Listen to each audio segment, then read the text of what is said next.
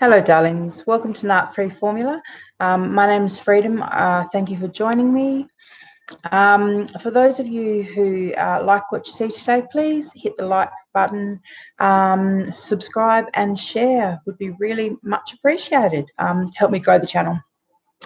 All right, darlings. So I wanted to just, I suppose, just have a little chat about the personal circumstances that led me to being in the situation that I'm in now, i.e. talking to you all about sociopaths and narcissists and psychopaths. So essentially, all right, so the photo that I was showing before, let me see, there's a bit of a glare on it. Let's see if I can get it. Okay, so that's me when I was 32 years old with my then 14-year-old daughter. I had just come out of roughly a 10-year relationship with someone who I loved dearly, but who had a severe drinking problem. And at the time, we had just broken up when I met Sociopath.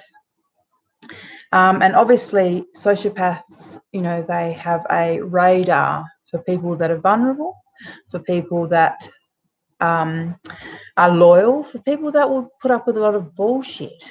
So, if you consider someone who'd been in a relationship with an alcoholic for a long time, obviously I had the ability to put up with a lot of bullshit. Anyhow, so look, I met him and his mask slipped very quickly. One of the first nights that I actually met him, he had far too much to drink and had gone on a drunken rant about my daughter, 14, her and boys, trying to tell me how I should be doing, running, being a parent. Anyhow, so the red flag was there. I ignored it and I put it down to it being drunken behaviour. But the reality is it wasn't drunken behaviour at all. It was the mask slipping. I actually thought at the time, he's too angry. He's an angry man and I don't want to be with an angry man.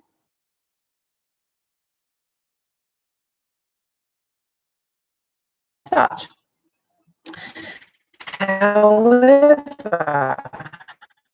a series of events happened that left quite vulnerable. So what happened was, literally within days of me saying to him that I didn't want to be in a relationship with him, my ex of 10 years, who was also the father of my son, he passed away accidentally. He was on a whole lot of different medication. He'd been quite unwell, 27 different types of medication, actually. And because he was an alcoholic, when you mix certain things together, it's dangerous. So he had pain relief and alcohol in his system, and he accidentally killed himself. Well, he overdosed. It was an accidental thing, obviously. However, the sociopath was the knight in shining armor, the one that I could turn to, the support that I needed, the distraction that I needed to help me deal with what I was dealing with. I also felt, at risk from my ex-in-laws, so the outlaws. I was worried about them trying to take my son, even though I didn't even need to be worried about that. But the sociopath was putting that in my mind as well, that they were a threat and I had to, watch out for them and blah, blah, blah. So he was triangulating me very early on in the piece. And because I was vulnerable, didn't know any better, I just didn't think there were people like that in the world. Like, I really didn't, because I'm a good person. So I assume that most other people are good people too. And the thought of someone committing a fraud, a love fraud, actually committing that was and still is beyond my reality, I suppose. But I know it's true because that's what happened. he saw the perfect victim in me, and he took advantage of that. And because at the time I was being the perfect victim, and that I allowed him into my life. And once he got into my life, he set up camp really quickly. He got himself in a position of power very quickly, and before I knew it, we were engaged, we were married, we had a child, and no matter how I tried, I could not get rid of him. And when I say that, I mean, he could be very controlling, domineering, manipulative, sneaky. He could do a whole lot of things, and then the second that I literally put my foot down and said I can't take it anymore and I'm leaving would be when he'd try a different tactic. So he'd burst into tears and he'd say that I'm the only person he's ever loved, and he'll never, he's never felt this way before, and it's just because of his ex and because of this and that. There's always excuses and there's always justifications. They love playing the victim. They do it really well. In hindsight, I can see that. But when I was in the relationship, the whole, when you're in the picture, it's hard to see the frame. Well, that was exactly the reality. I just couldn't see what was going on when I was in the picture. So, leaving, getting away from a sociopath is very hard. And they do the intermittent reinforcement thing where, they're sometimes loving, sometimes good. And because you're living with daily abuse and such a high level of abuse and control, you have two options. You either go insane and accept the fact that you are a hostage in your own life, or you play along with it. And this Stockholm syndrome takes effect, where you start saying, his obsessive compulsive kind of control of you, you start saying to yourself, no, it's not really that he's controlling, it's just that he loves me so much. I mean, it's all lies, and it's lies in the pit of your stomach, like you feel it, it's lies, and that you're conning yourself. But to accept that you're trapped and you really can't get away from this person, it's too hard to bear. So it's easier to lie. And in my particular instance, he reintroduced drugs back into my life. I hadn't used drugs for 18 months when I'd met him. And he knew full well that I had a history of drugs and that I was in recovery. And so instead of, helping me with that, he actually reintroduced drugs back into my life, and it became a daily occurrence. So, I was always under the influence of some drug, or going through some kind of withdrawal from some drug and waiting for drugs. And when you're literally living this day to day kind of, it's really a precarious way to live. You're right on the razor's edge. Like, it's every day. It's just about survival. You're not dreaming about bigger and better things. You're not thinking about the future. You're literally just trying to figure out how to get through the next period of time without being sick or without setting him off. Because the sociopaths are very volatile. There's a whole lot of unspoken rules, and they change the rules just to keep you on your toes, and they go off for no reason at all other times, just to put you back in your place or make you feel insecure. I mean, they figure out very quickly what to do to get the reaction that they want. So, for example, if they want you to be submissive, and maybe they think you're getting a little bit too full of yourself, or a little bit too, up on, like little Miss Almighty. That's one of the things that he used to call me. He would devise ways to undermine my self-confidence and make me feel, stupid or whatever it is at the time. Or just to make me feel like my very survival was reliant on him, and that if he left me, it was all going to fall apart. And when you've got that fear running in the back of your head, you learn quickly how to behave. So I had to act a certain way and I had to be a certain way. And any time I did anything that deviated from that, all hell would break loose. And the consequences and the ramifications would just be too much to deal with. And they always, they threaten. So they threaten, your life and your freedom, and they make jokes about killing you if you were to ever leave them.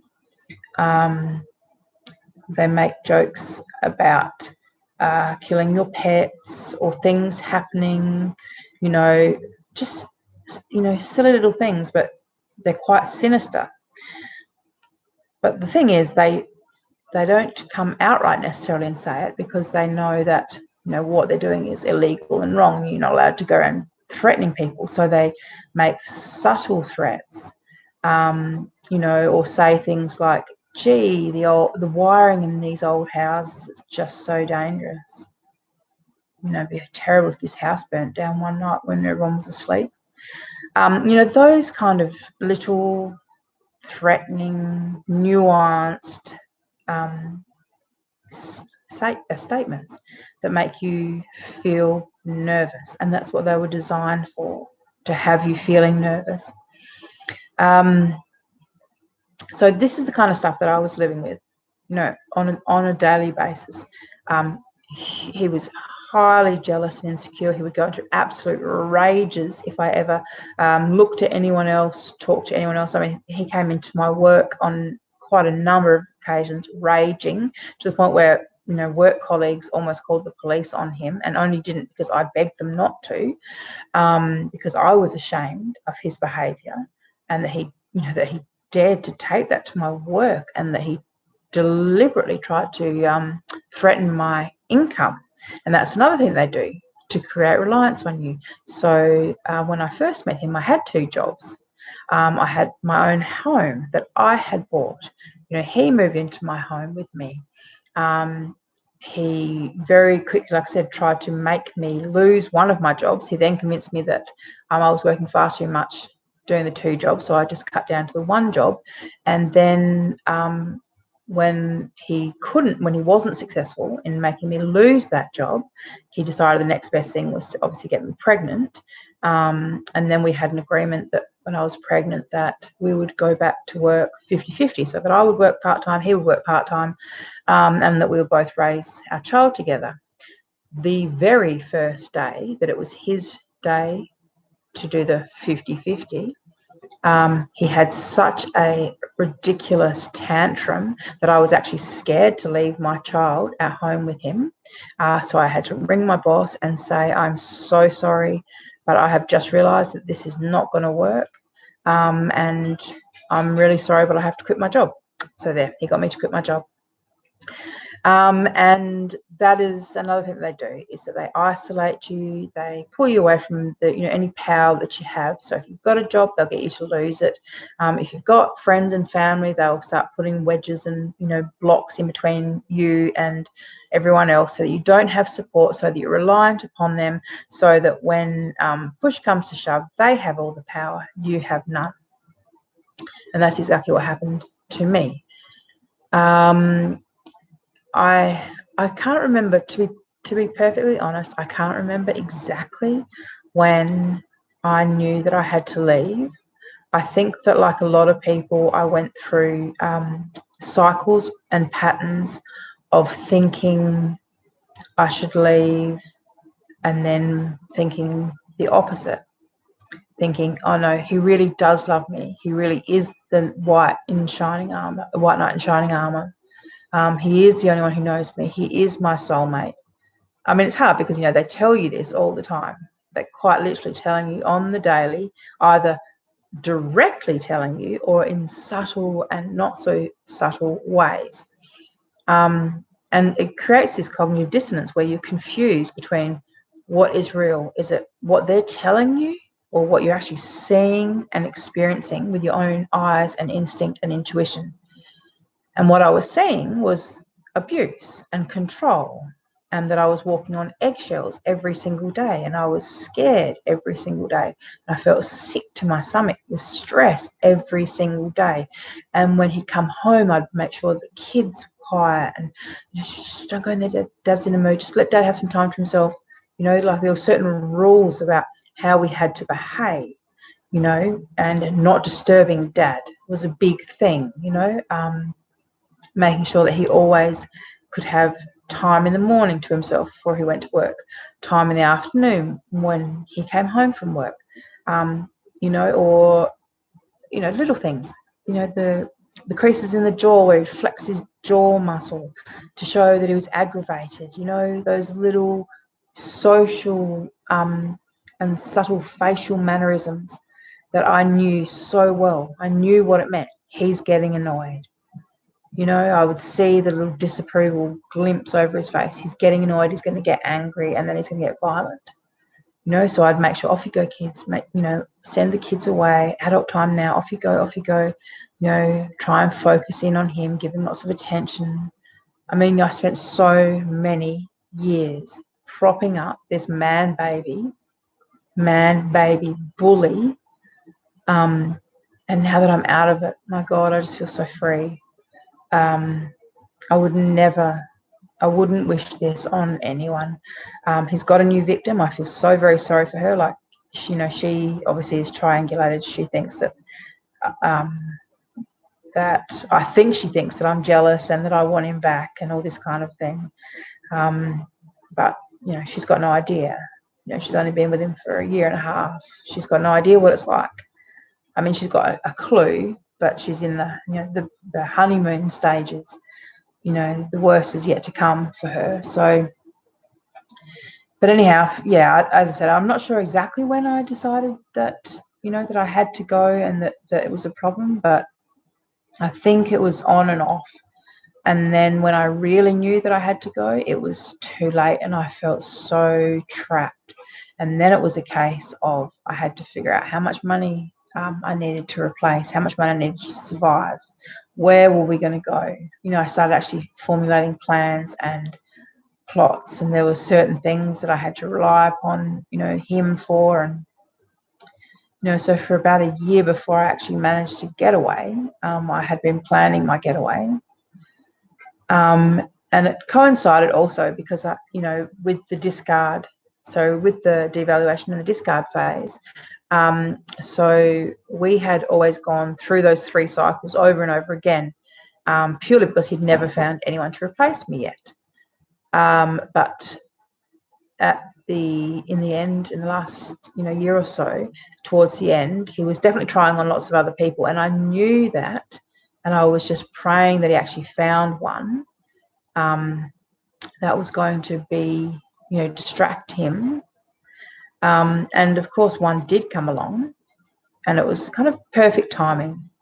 He wasn't ready for it because she wasn't exactly what he was looking for.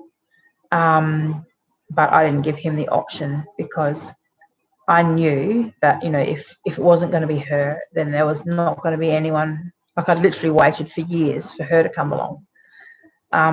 And jokingly, well, not jokingly, but actually had said to him in a joking manner, what did I used to say? Oh, no, he used to say, sorry. He would say that you're not going nowhere. You're not going nowhere. That's what he used to say to me whenever I used to, say I was going to leave or, talk about that or even joke about that. Often joking was a way of assessing how he was going to react to things. I'd say it in a kind of joking tone just to see, but the kind of rage that would, I'd see it go across his face. And I knew that he was serious. That, he wasn't just going to let me up and out of there. It would, he needed a new victim before he was going to let me go. And so anyhow, she came toddling along. She was like 23 or something, blonde and dumb and never been anywhere, never done anything, all of her boyfriends have been complete and utter losers. She's got like 3 kids, all to different men. She doesn't have kind of custody of any of them, doesn't see any of them. I mean, she's, your typical crack whore. And at the time, he was best friends with her boyfriend. But, we know sociopaths, they don't actually do friendships. They just see people as victims and supply. So when the best friend thought he was, the best thing since sliced bread and was putting him up on a pedestal, he liked the best friend then. But when the best friend went to jail and I locked him out and got the police involved, that's when he made his move on her, the new supply, and I encouraged it. Like, I could see it happening. This is, prior to me locking him out and everything. Like, I could see what was going on, and I didn't discourage it. I mean, I could have quite easily said to her, "You get the fuck out of my house. I don't know what you think you're doing, but get out of my house." I could have said that to her, when she'd come in and say, "Oh, I don't know why. I don't even find Rob attractive. I don't even know why. Why would he say that stuff to me?" I mean, who says that to someone's wife? She's lucky she didn't get slapped. But she didn't get slapped because I needed a way out, and she was my way out. She was my only way out. And in the future, she'll realise that. She is going to realise that she is trapped. She's never going to see her kids again. She might pop out a few more. He's got no loyalty to her, or those kids, or her life, or anything. And as soon as she stops, giving him everything that he wants, whenever he wants it, or as soon as she tries to, be an independent individual and do something on her own, all hell's going to break loose. And then she will realise. But anyhow, so it took that set of circumstances for me to be able to escape. 15 fucking years trapped. No one to talk to. There was no way to get away. There was just no way. My kids were all young, so by this stage they've grown up, so it's so good. So 2 of my kids are now adults, and they can see because they were there. They can see, and they don't want him anywhere near me because they know exactly what he's about. But prior to that, they were too young, so they couldn't really help me in any way. So I took advantage of the fact that he was distracted with his, new shiny new thing. And while he was over there, all love bombed up and playing with his new toy, I managed to really quietly exit his life. There was hardly any dramas at all, and he certainly didn't kill me like he said he was going to. And as for you not going nowhere, yeah.